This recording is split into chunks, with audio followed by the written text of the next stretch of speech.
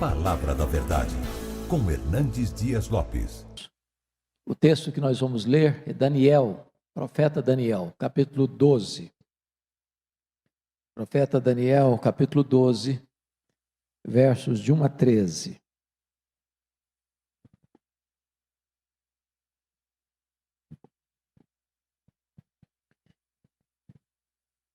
Esse texto diz o seguinte: nesse tempo se levantará Miguel, o grande príncipe, o defensor dos filhos do teu povo. E haverá tempo de angústia, qual nunca houve, desde que houve nação até aquele tempo. Mas naquele tempo será salvo o teu povo, todo aquele que for achado inscrito no livro. Muitos dos que dormem no pó da terra ressuscitarão, uns para a vida eterna, e outros para a vergonha e horror eterno. Os que forem sábios, pois, resplandecerão como o fulgor do firmamento, e os que a muitos conduzirem à justiça, como as estrelas, sempre e eternamente. Tu, porém, Daniel, encerra as palavras e sela o livro até o tempo do fim. Muitos o esquadrinharão e o saber se multiplicará. Então eu, Daniel, olhei, e eis que estavam em pé outros dois, um de uma banda do rio, o outro da outra. Um deles disse ao homem vestido de linho que estava sobre as águas do rio: quando se cumprirão estas maravilhas? Ouviu o homem vestido de linho que estava sobre as águas do rio, quando levantou a mão direita e a esquerda ao céu e jurou, por aquele que vive eternamente, que isso seria depois de um tempo, 2 tempos e metade de um tempo. E quando se acabar a destruição do poder do povo santo, estas coisas todas se cumprirão. Eu ouvi, porém, não entendi. Então eu disse: meu Senhor, qual será o fim dessas coisas? Ele respondeu: vai, Daniel, porque estas palavras estão encerradas e seladas até o tempo do fim. Muitos serão purificados, embranquecidos e provados, mas os perversos procederão perversamente, e nenhum deles entenderá, mas os sábios entenderão. Depois do tempo em que o sacrifício diário for tirado, e posta a abominação desoladora, haverá ainda 1290 dias. Bem-aventurado o que espera e chega até 1335 dias. Tu, porém, segue o teu caminho até o fim, pois descansarás, e ao fim dos dias te levantarás para receber a tua herança. Amém. Eu quero conversar um pouco com os meus irmãos nesta noite sobre o tema o fim do mundo. O fim do mundo. É sabido de todos vocês que Daniel é considerado o Apocalipse do Antigo Testamento. Daniel tem uma parte histórica que vai dos capítulos 1 a 6 e uma parte profética, apocalíptica, que vai do capítulo 7 ao capítulo 12. Esse texto, de uma maneira brilhante e até eloquente, traz-nos uma descrição desse tempo do fim.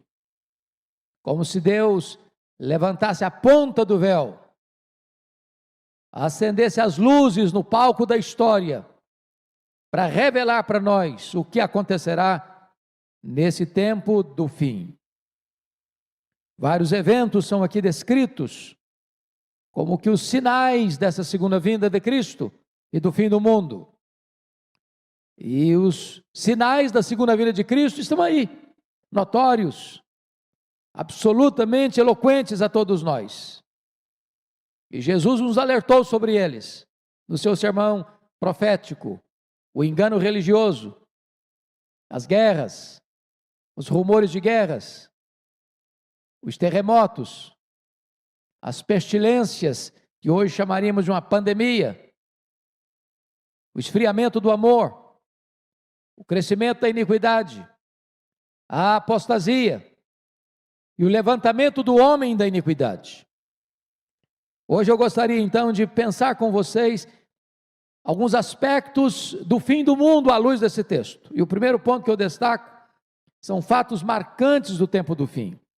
Então, com a Bíblia aberta comigo, vamos ver algumas coisas. Primeiro, uma descrição da grande tribulação, no verso 1. Nesse tempo se levantará Miguel, o grande príncipe, o defensor dos filhos do teu povo, e haverá tempo de angústia qual nunca houve, desde que houve nação até aquele tempo. Irmãos amados, esse tempo, quando diz nesse tempo, ele está em andamento num assunto que vem tratando desde o capítulo 7, passando pelo capítulo 8, entrando no capítulo 11, e eu queria que você entendesse que tempo é esse. É o tempo do levantamento do anticristo. Veja comigo o capítulo 7, por gentileza, verso 21.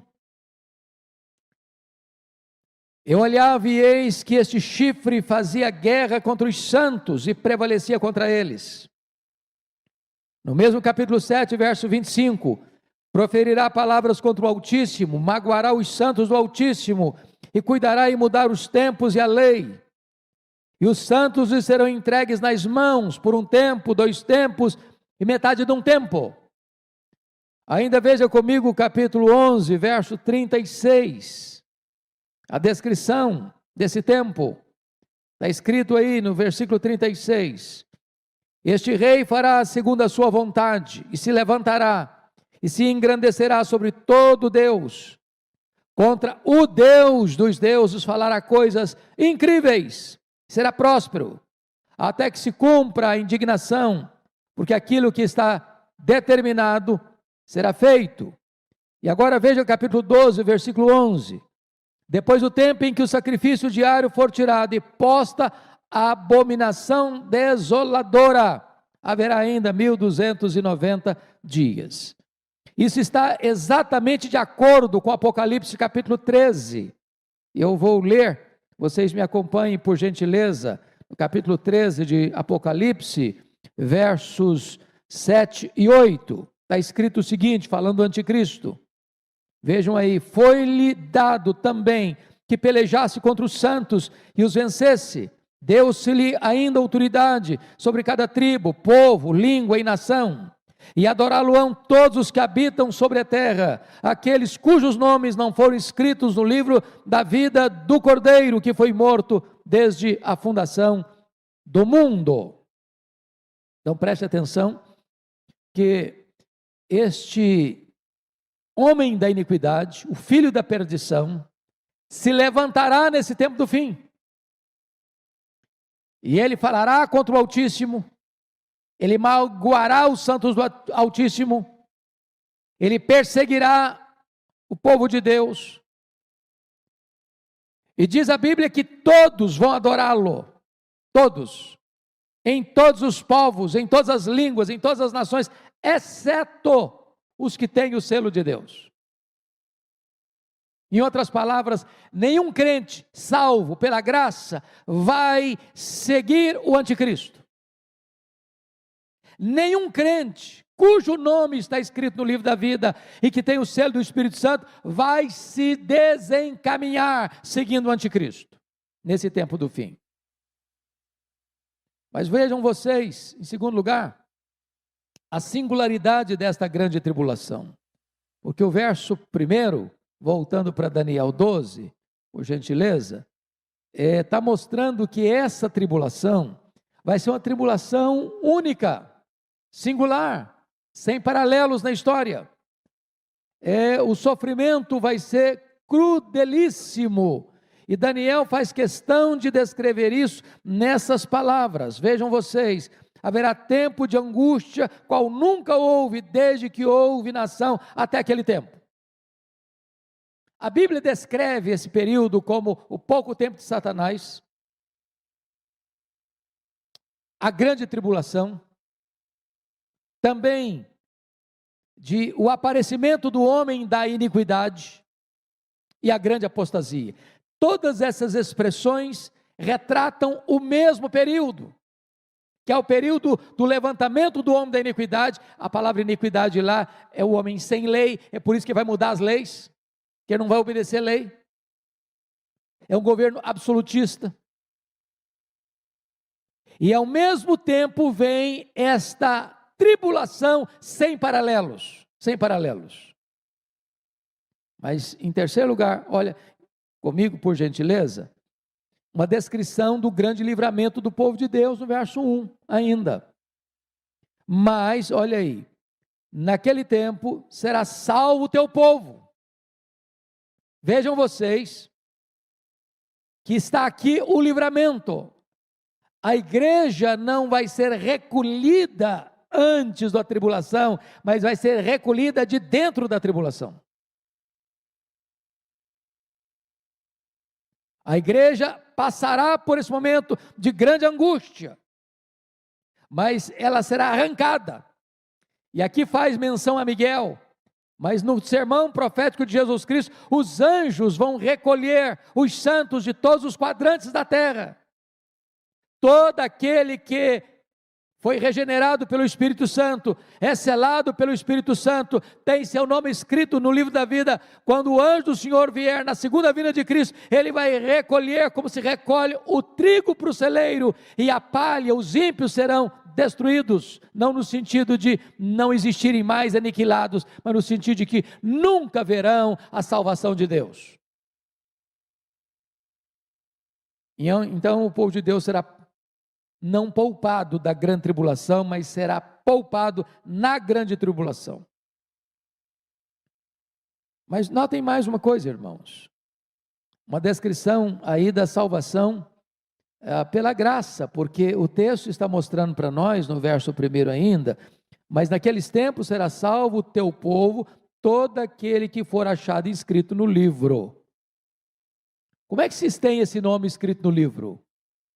Merecimento? Obras? Sacrifício pessoal? Não. A única condição para você ter o seu nome escrito no livro da vida é quando você crê no Cordeiro de Deus, no Filho de Deus. Todos aqueles que creram e têm o selo de Deus, têm seu nome escrito no livro da vida. Isso é melhor do que ter dinheiro. Isso é melhor do que fazer fortunas. Isso é melhor do que ser poupado da Covid.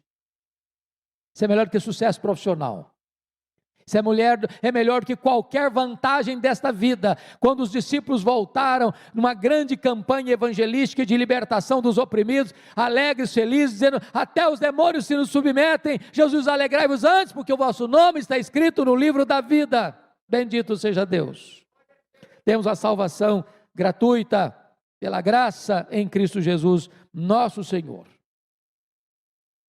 Pois bem, amados, lá na cena do juízo final, Apocalipse 20:15, está escrito: se alguém não foi achado inscrito no livro da vida, esse foi lançado para dentro do lago do fogo. Em outras palavras, só tem dois tipos de pessoas no mundo: não é rico e pobre, não é direita e esquerda, politicamente, ideologicamente falando, não é doutor e analfabeto.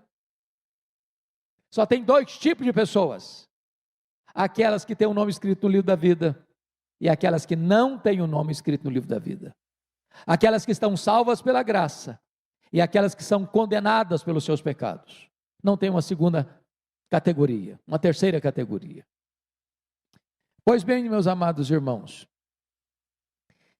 essas pessoas cujo nome estão no livro da vida, são aquelas pessoas a quem Deus amou. São aquelas ovelhas que ouviram a voz do pastor.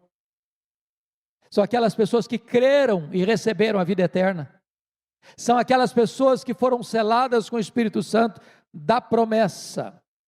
Portanto, note isso: o dia da derrota do anticristo é o dia da vitória triunfal da igreja de Deus. Bendito seja o Senhor. Mas agora vejam comigo o verso 2, que Daniel vai fazer uma descrição da ressurreição geral dos salvos e dos perdidos.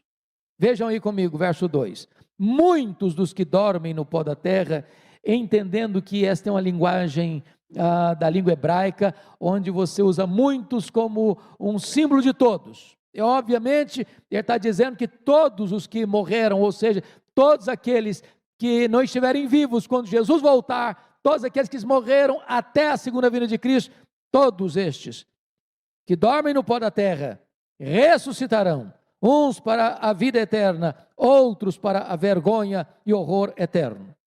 É claro que esta linguagem de dormir é uma linguagem bíblica, uma metáfora bíblica muito comum no Novo Testamento, sobretudo em 1 Coríntios capítulo 15. Não é uma referência à alma, a alma não dorme.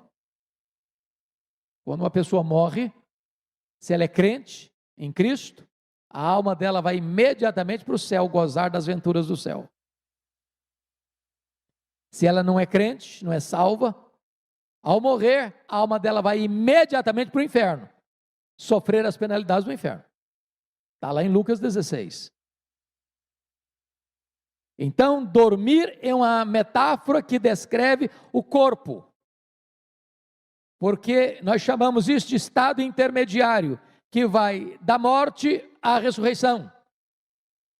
Então, o corpo que foi feito do pó, é pó, volta ao pó. Dormindo porque esse corpo não vai ficar para sempre na sepultura, ele vai ressuscitar, uns para a ressurreição da vida, outros para a ressurreição da condenação eterna. Então vamos ver aqui no verso 2 algumas coisas. Primeiro, o fato da ressurreição. Prestem bem atenção. Muitos do que dormem no pó da terra ressuscitarão, todos ressuscitarão.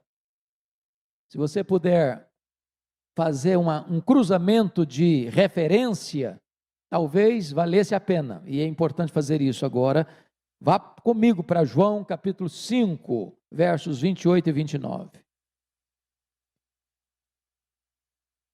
Porque algumas pessoas imaginam que não seja isto que está escrito na Bíblia, mas vamos ler isso porque isso é importante.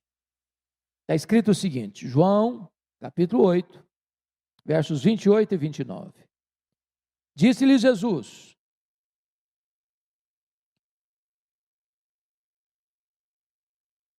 não, desculpe, irmãos, 5, 28 e 29, obrigado, Arival.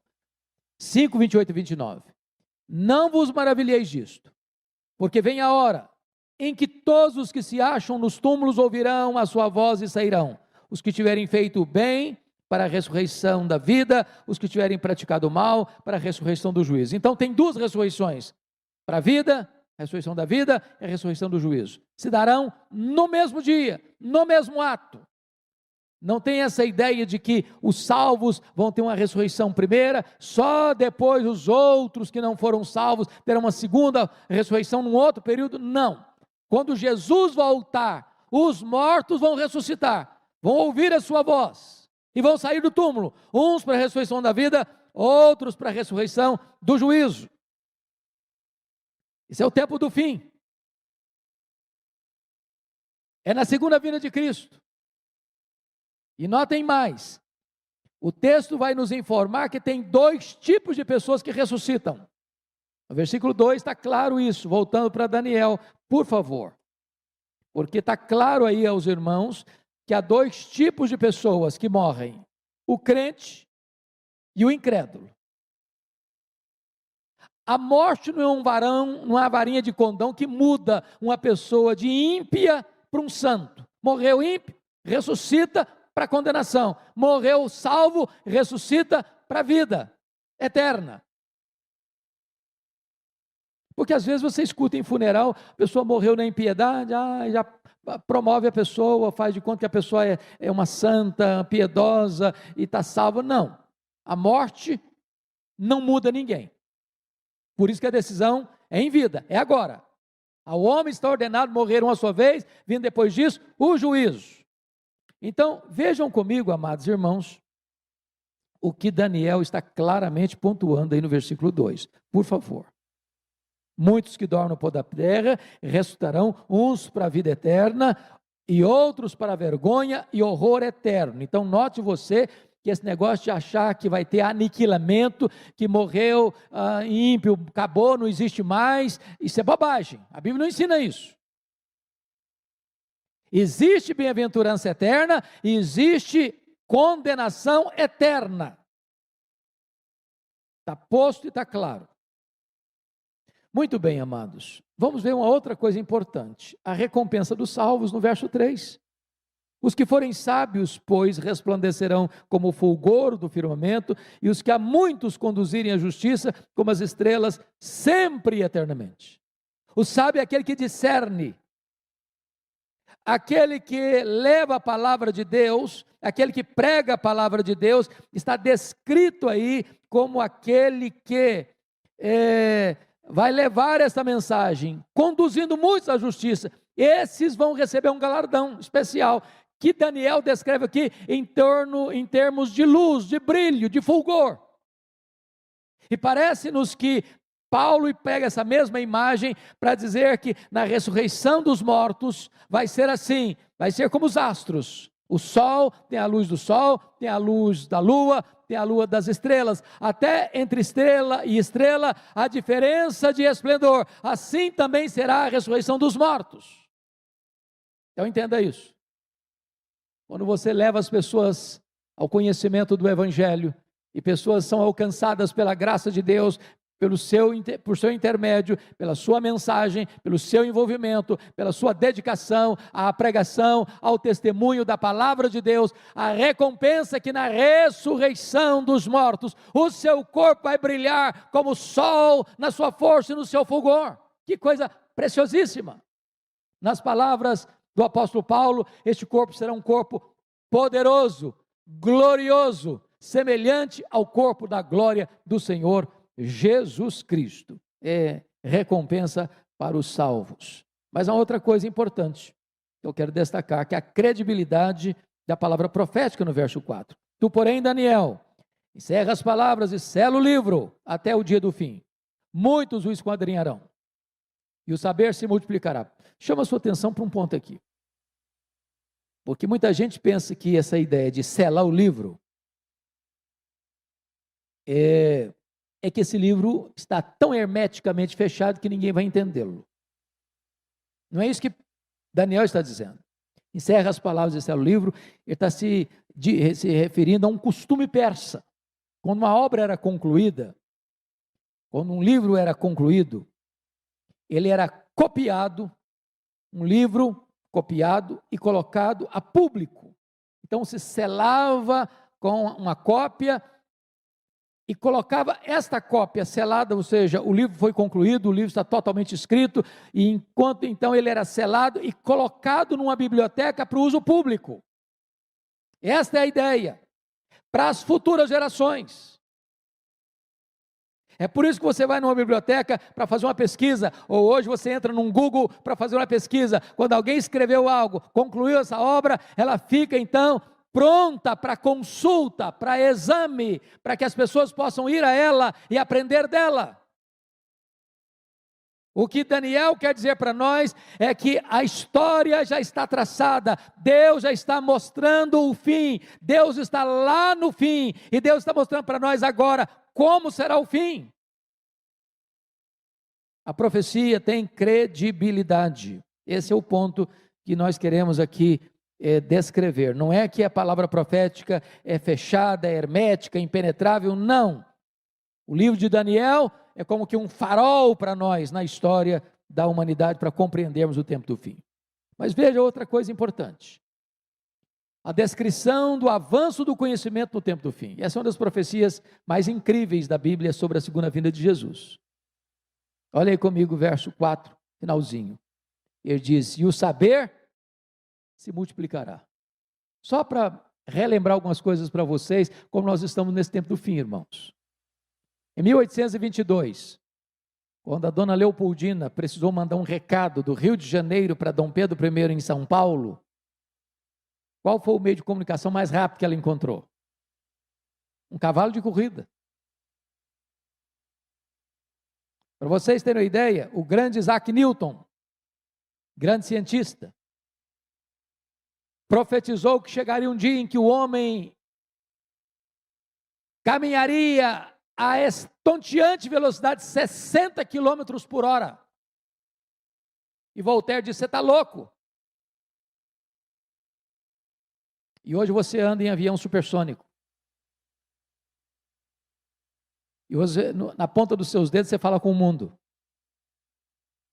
A multiplicação do saber, há algum tempo, demorava de 200 em 200 anos para dobrar o conhecimento. Hoje se dobra de 2 anos e meio em 2 anos e meio. E esse sinal, irmãos, aponta para nós com vívida eloquência que Jesus está às portas.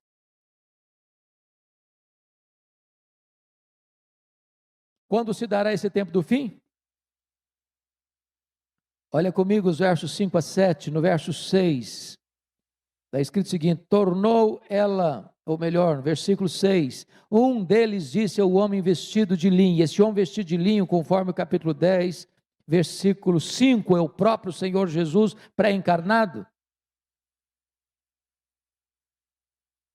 que estava sobre as águas do rio. Quando se cumprirão estas coisas? É a pergunta, quando vai acontecer?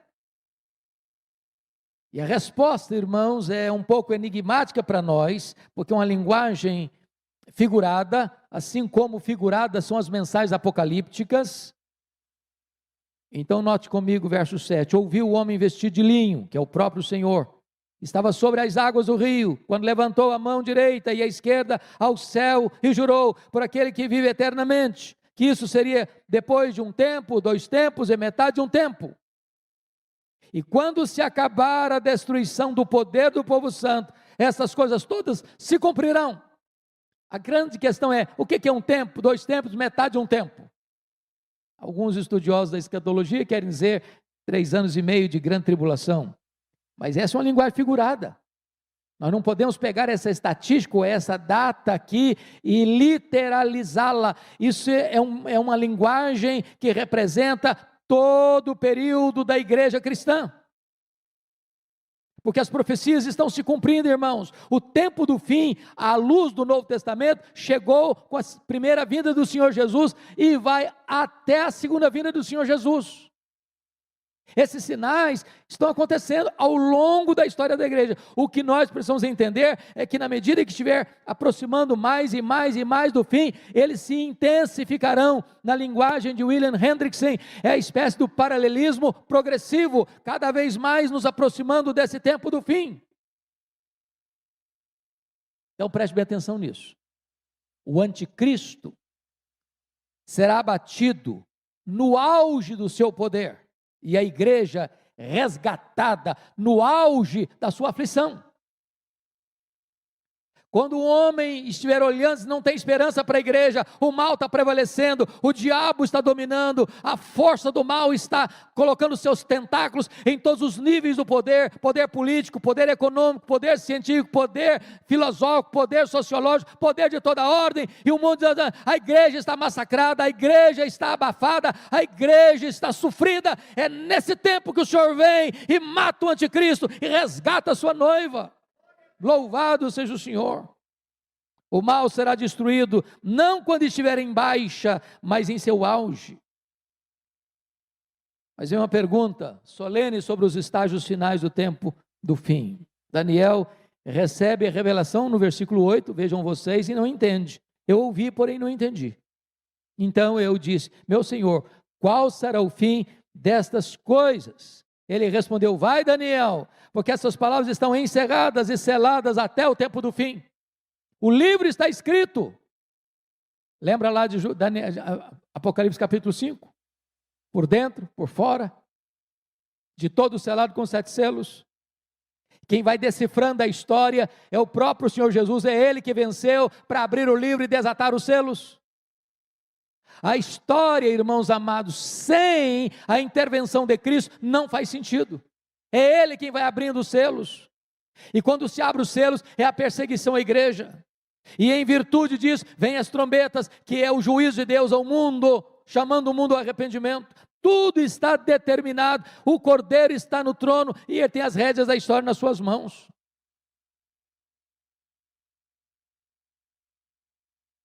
Agora preste atenção nisso. Escatologia, doutrina das últimas coisas, não é para especulação. Tem muita gente que discute o tempo do fim, quando na verdade a igreja precisa se preparar para o tempo do fim.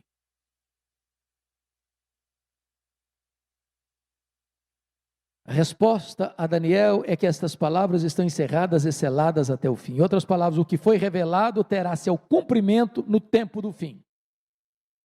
Portanto, a profecia não nos foi dada a fim de satisfazer nossa curiosidade, mas trazer-nos a fé, sustentar-nos nessa fé. O objetivo é alimentar não a nossa curiosidade escatológica, mas preparar-nos para entender que Deus é soberano, Ele está no controle e a vitória decisiva é de Cristo e da sua igreja.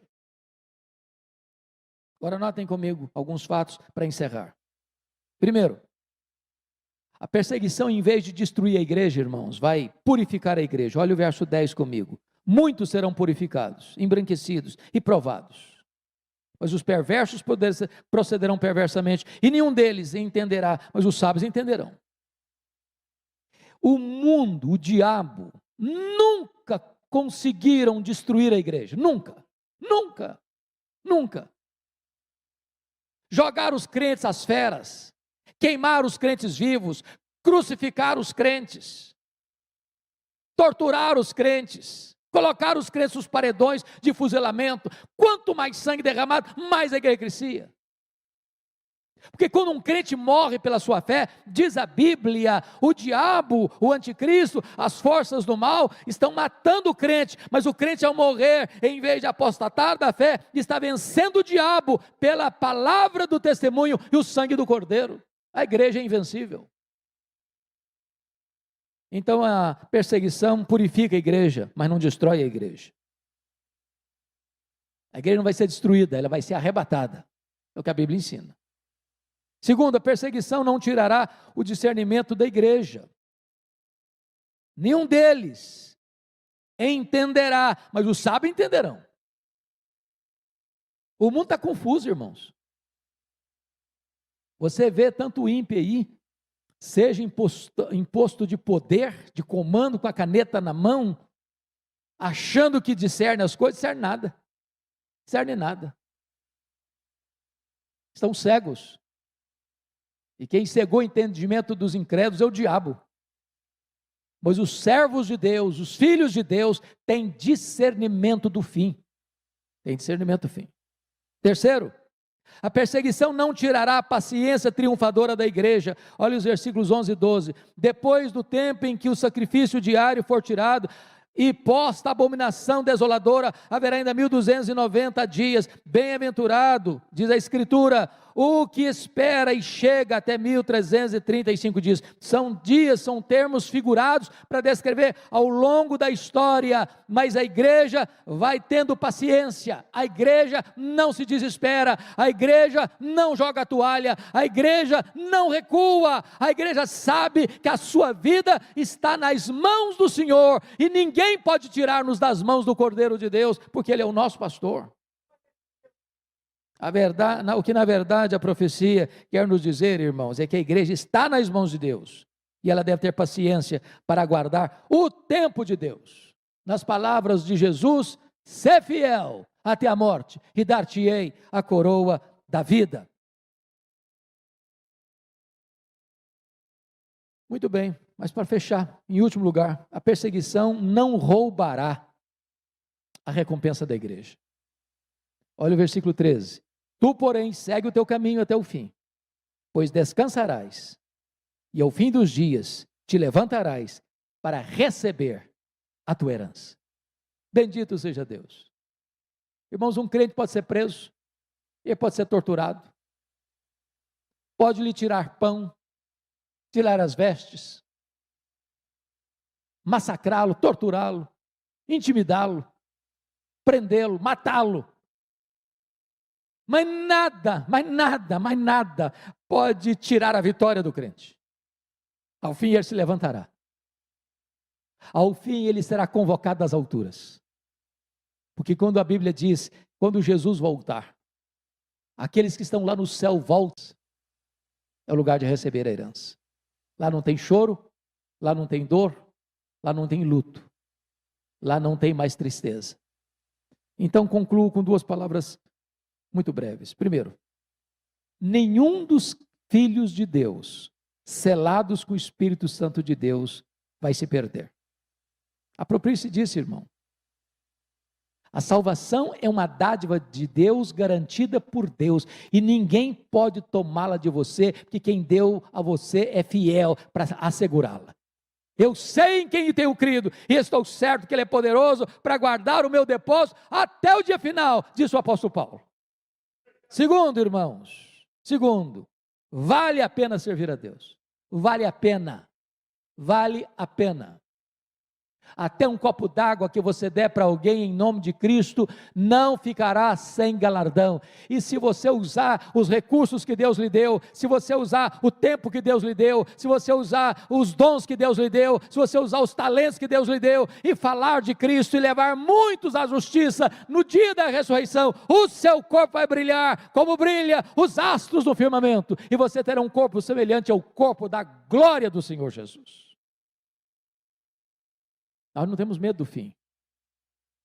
Ao contrário, nós aguardamos, como que na ponta dos pés, a volta do nosso glorioso Salvador, dizendo: Maranata, ora vem, Senhor Jesus. Que Ele nos abençoe.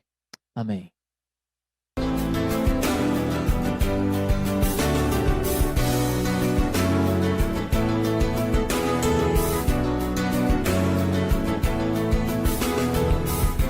Palavra da Verdade, com Hernandes Dias Lopes.